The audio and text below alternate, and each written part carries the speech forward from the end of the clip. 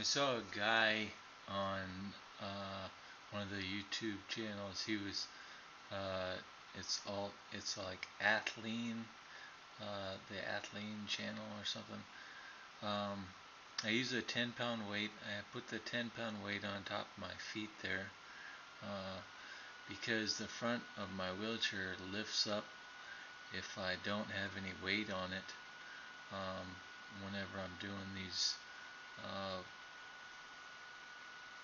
they're called crossover stretches or crossover. Yeah, I think they're called crossover stretches. Um, but whenever I do the crossover stretches, then it tends to lift up the front of my wheelchair. I don't have a whole lot of weight on there, and it's really hard to maintain your balance while you're doing these crossover stretches.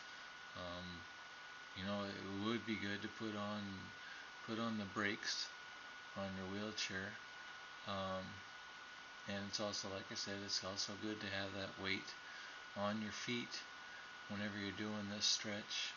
Um, this requires a lot of ab. Uh, I'm surprised it required a lot of abs, a lot of your ab muscles to maintain balance. Because otherwise, it was easy for me to fall forward whenever I was, fall forward in my wheelchair. Um, so it's kind of like a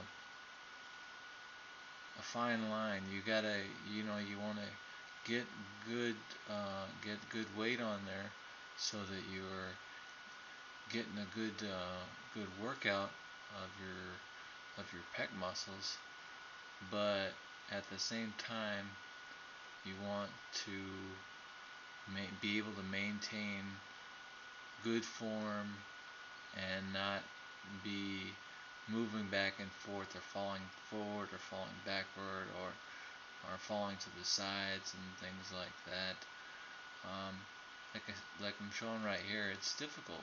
It's difficult to stay in one spot, but you're going to have to use a little bit of your abs, your upper abs, to try and maintain your position